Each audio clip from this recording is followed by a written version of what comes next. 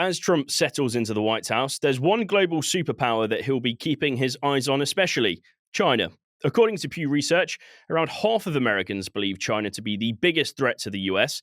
And under Biden, the relationship has not fallen apart completely, but it's been on the ropes for sure. So, what happens now Trump is president? And how difficult will it be for him to forge positive relations with his Chinese counterpart, Xi Jinping? Isaac Stonefish is the CEO and founder of Strategy Risks and the author of the book America Second: How America's Elites Are Making China Stronger. And he joins us now on American Friction. Hi, Isaac. Hi, good to see you. Good to have you with us. Let's get into a bit of history. Let's go back to Trump's first term in office. How did he manage the relationship with China, and ultimately, what kind of state did he leave it in? So I would say that regardless of who had won in 2016, Mm, the relationship was headed for a downturn because there's so much American frustration with both the negative aspects of the Communist Party's influence globally, but also this very real sense that America might be losing its hegemonic status. And it's something that gets discussed through slogans. The whole idea of America first yeah. can be seen as that, okay, America should be first in the world, but it doesn't actually get discussed in practice. The idea of what happens if America yields its global superpower status to China. So I think there's a lot of anxieties around that. In terms of Trump himself on China, schizophrenic in the first term. It Shock. was, yes, it's a new idea. Uh, sometimes it was, very firm and hawkish, and then sometimes it was, when he went to China and when he felt very welcomed by Xi Mhm. Jinping, it was on the receiving end of shock and awe. Did he very much treat that relationship in the first term as I guess business dealings? Because that's his background really. That's how he approaches a lot of things, as with a business mindset first and foremost. Is that how he approached it in his first term?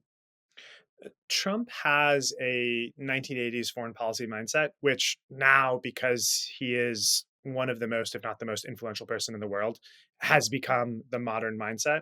And so I'm worried about Japanese businesses stealing our jobs. I'm worried about the loss of prestige with Panama, with not having an overstuffed overseas empire a la Greenland. And China was not an issue in the 1980s, and so I think it was more of a learning curve for him for how he wants to deal with China. I, as a hawk myself, I am heartened by the cabinet choices for the foreign policy realm. Folks like Secretary of State Rubio and National Security Advisor Waltz, that I feel like is quite promising. Trump himself goes back and forth, and then Mhm. Trump's consort, Elon Musk, is far more dovish than most other people in the administration. We'll come to Rubio and Musk in a minute, but just first to set some more background for the listeners. Biden obviously took over in 2021.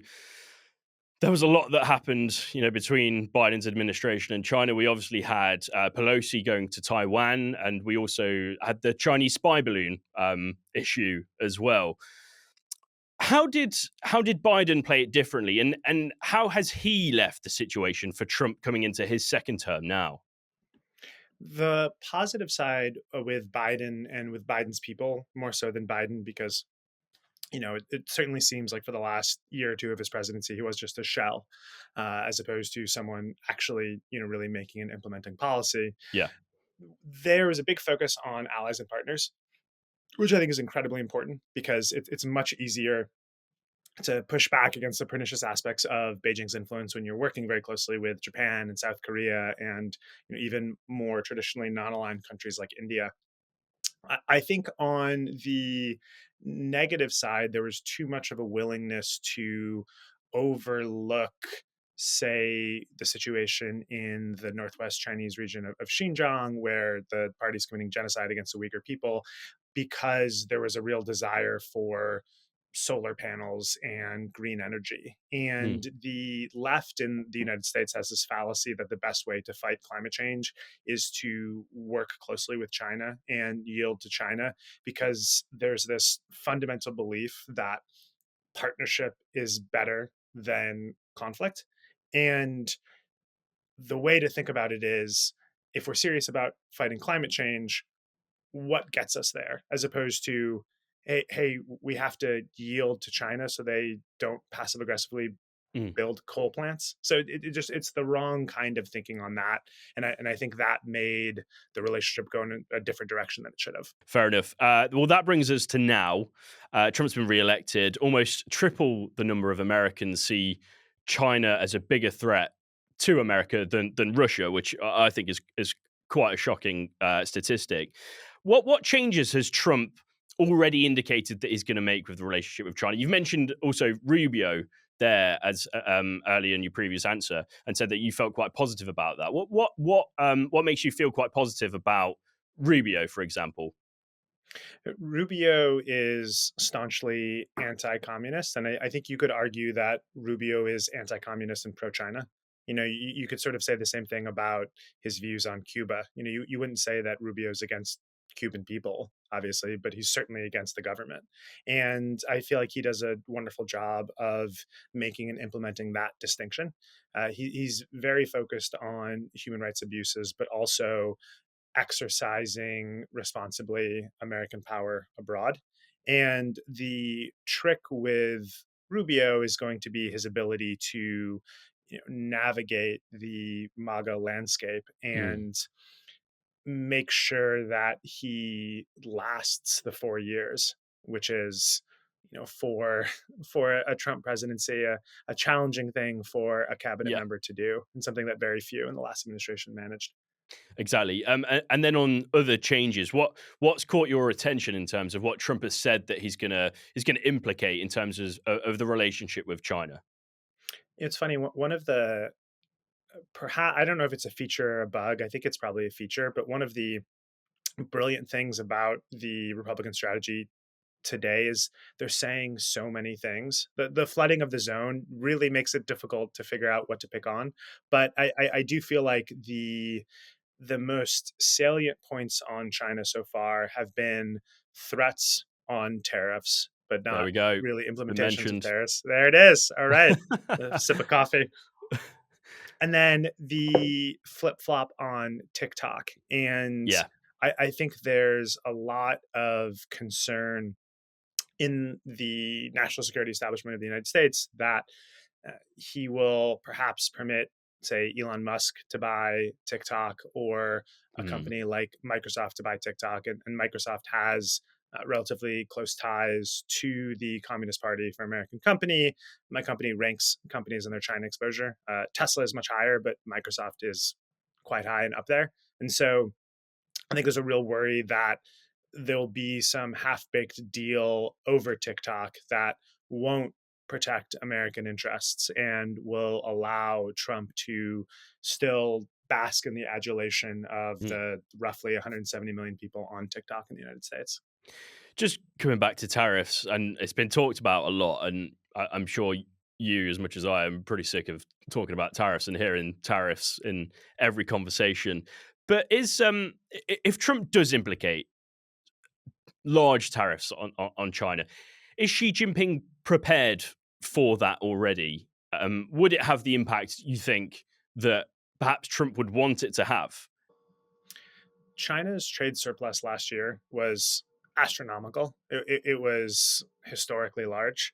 And it seems like Beijing has been pricing that in, so to speak. And Yeah. so I don't, tariffs will have a major, major economic impact, especially if they're done at or near the level that Trump has promised.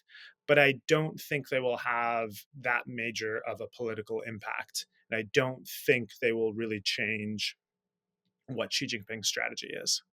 Do you think the GOP and Trump know that? Because they talk about this so often and they use this as if tariffs is the biggest weapon that they have against China and kind of putting them in line or in the kind of position that they want them to be in.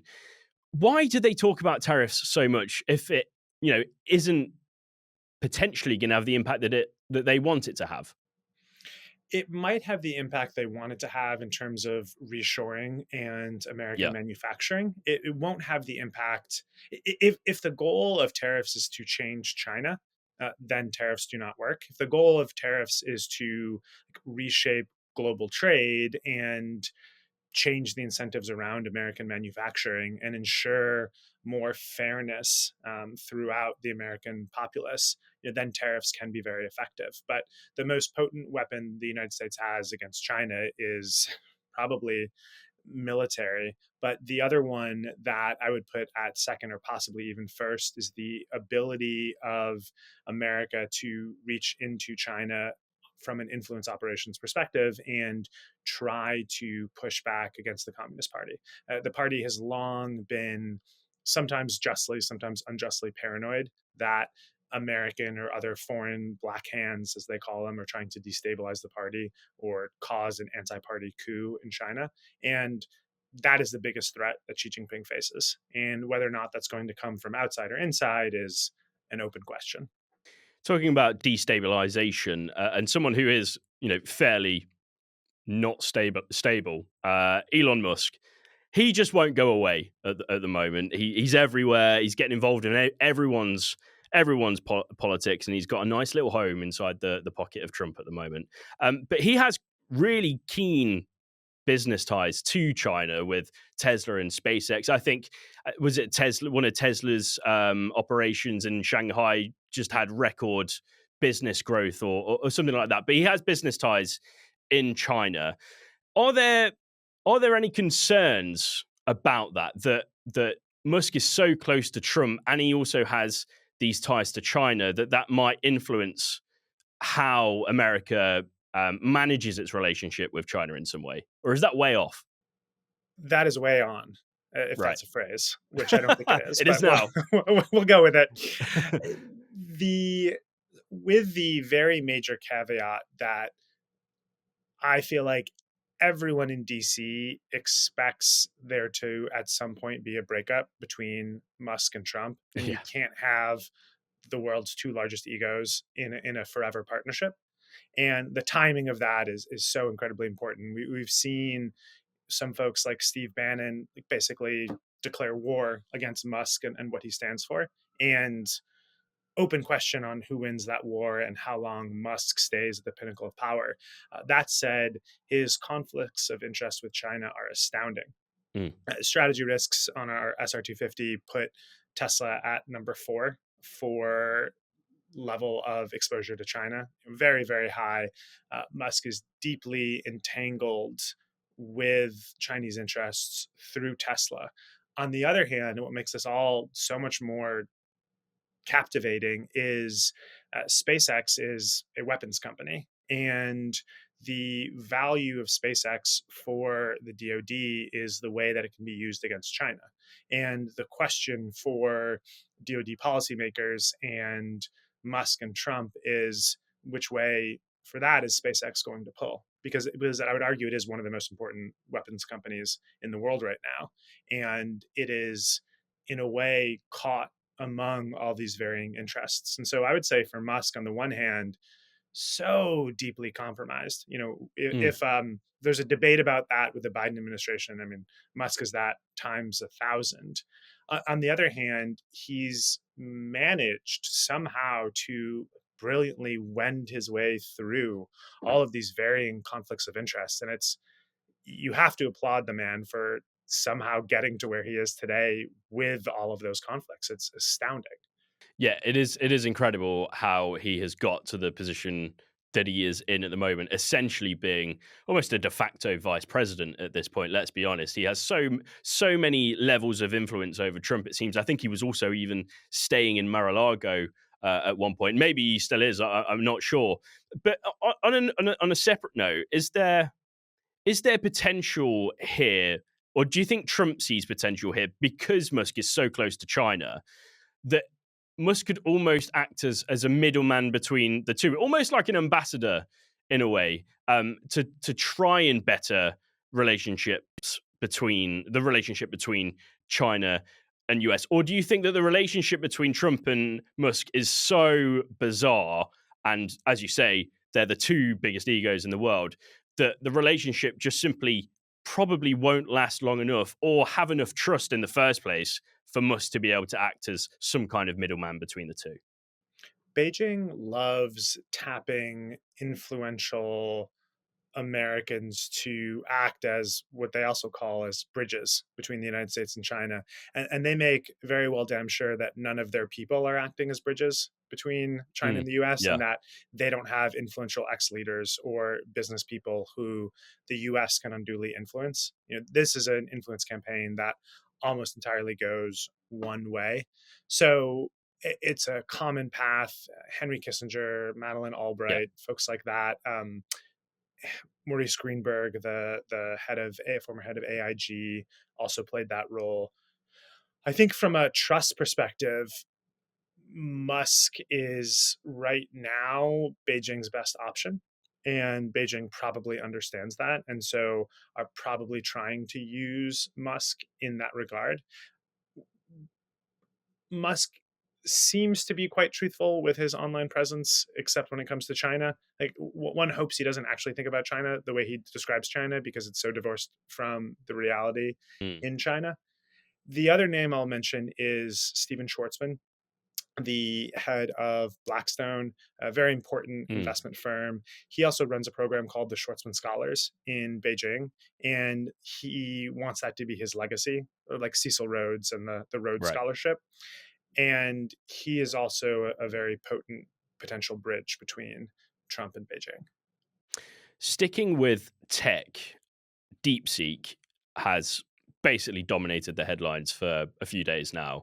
It became the most downloaded free application um, uh, on AI in the US, which was, as you mentioned, it was interesting. It was very close to the TikTok blackout that we also had across the US.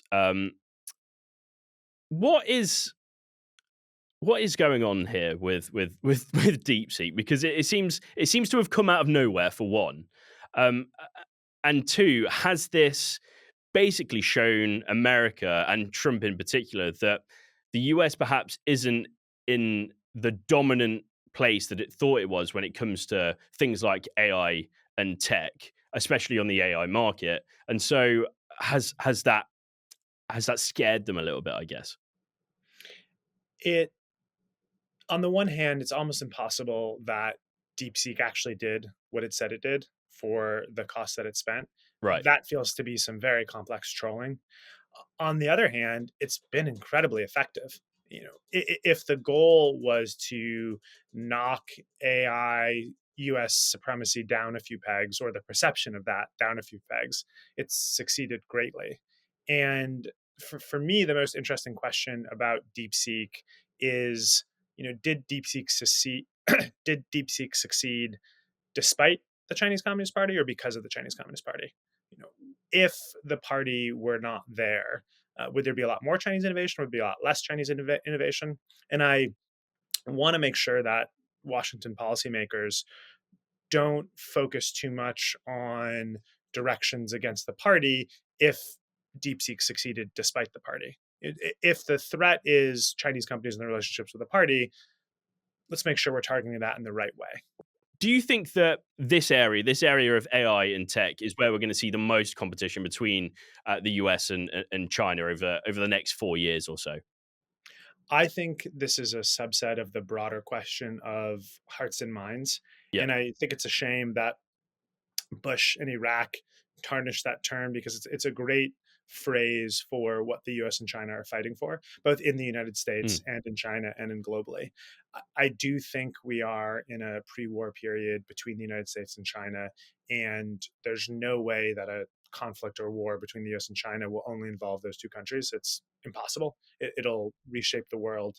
And so much of the question is, should the US defend Taiwan if China goes to war with Taiwan? yeah. And AI is a subset of those issues, but the broader question is the Communist Party a threat that the US needs to go to war to stop, or is it not? And there's no way to objectively answer that question.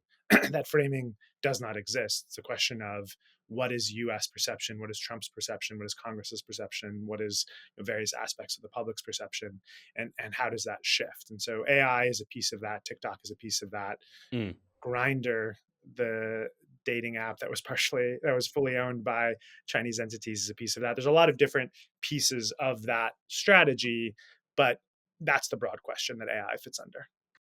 And not asking you to solve all of the problems right here in this question, but how do we best how does the US give itself the best shot of avoiding any kind of conflict, as you've mentioned there with China, or is the situation so broadly complicated and it impacts so many different areas that it almost feels as if conflict is inevitable at this point?